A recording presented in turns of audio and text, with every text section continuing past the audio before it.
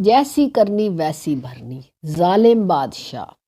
ایک بادشاہ بہت ظالم اور جابر تھا۔ اس کی ہیبت کے قصے سارے ملک میں مشہور تھے۔ لوگ اس سے نفرت کرتے تھے اور اس کا نام آتے ہی لوگ کانپنے لگتے تھے۔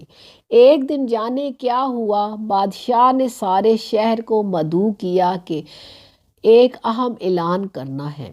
جب سب لوگ جمع ہو گئے تو بادشاہ نے اعلان کیا کہ میں آپ کا شہنشاہ آج ساری رعایا کی موجودگی میں وعدہ کرتا ہوں کہ آج کے بعد کبھی کسی کے ساتھ ناانصافی اور سختی نہیں کروں گا، اور میرا وتیرہ صرف شفقت اور نرمی ہوگا، اور تاریخ کے پنوں میں میرا نام سب سے نرم دل بادشاہوں میں شمار کیا جائے گا۔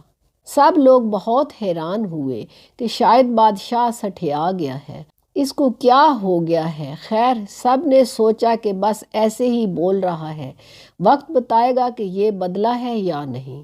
بادشاہ دراصل بالکل بدل گیا تھا اور ساری عوام اس سے نہایت خوش اور مطمئن تھی۔ کئی مہینے بادشاہ اسی طرح رہا۔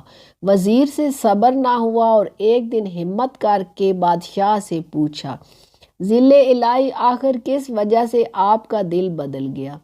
بادشاہ بولا، کچھ دن پہلے کی بات ہے کہ میں جنگل میں جا رہا تھا کہ میری نظر ایک لومڑی پر پڑی۔ وہ بیچاری بھاگ رہی تھی، اس کے پیچھے ایک بڑا سا کتا لگا ہوا تھا۔ لومڑی کو اپنا بل نظر آ گیا اور وہ اس میں چھلانگ لگا رہی تھی کہ کتے نے اس کی ٹانگ پکڑ لی اور زور سے اس پر چک مارا۔ لومڑی نے پوری جان لگائی اور اپنی معذور ٹانگ گھسیٹ کر بل میں پہنچ گئی۔ اس کتے نے بیچاری لومڑی کو معذور کر دیا تھا۔ کچھ دیر بعد میں گاؤں میں پہنچا تو دیکھا کہ وہی خون خوار کتا ایک آدمی پر بھونکے جا رہا تھا۔ اس آدمی کو غصہ آیا اور اس نے کھینچ کر ایک بھاری سا پتھر بیچارے کو دے مارا۔ کتا خود بھی اس طرح ٹانگ سے معذور ہو گیا۔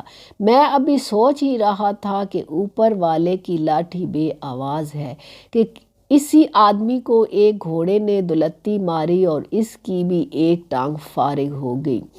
گھوڑا بھاگ رہا تھا اور آگے جا کر ایک گڑھے میں جا گرا۔ اتنا دیکھ کر ہی میری حالت غیر ہو گئی۔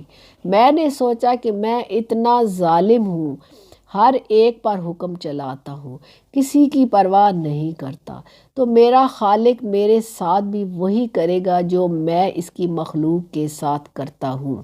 تو ایک ہی ترکیب سجھائی دی، کیوں نہ میں اپنی رعایا کے ساتھ اچھا ہو جاؤں تاکہ میرے ساتھ بھی اچھا ہو، بس اتنی سی بات ہے۔ وزیر ایک عیار اور مکار آدمی تھا۔ بادشاہ کی کہانی سن کر بھی اس کا دل نہ پسیجا۔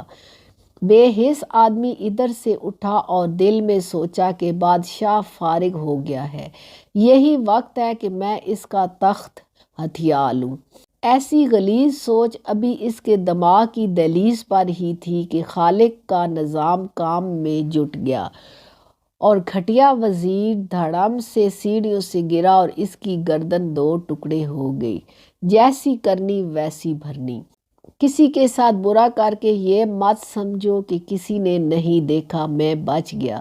جو دیکھ رہا ہے جب وہ پکڑ کرتا ہے تو بڑے سے بڑا سلطان گھٹنے ٹیک دیتا ہے۔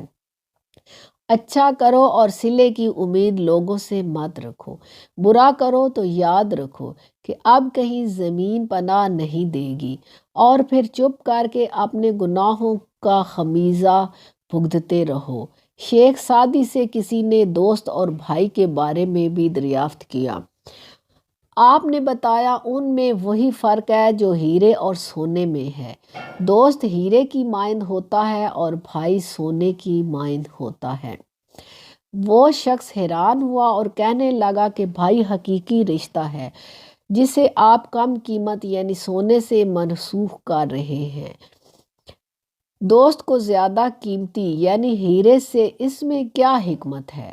شیخ سعدی نے کہا، سونا کیونکہ کم قیمت ہے، لیکن اگر وہ ٹوٹ جائے تو اس کو پگھلا کر اصلی شکل دی جا سکتی ہے، اور اگر بھائیوں کے درمیان لڑائی بھی ہو جائے تو وہ دور کی جا سکتی ہے، لیکن اگر دوستی میں فرق آ جائے تو وہ دور نہیں کیا جا سکتا۔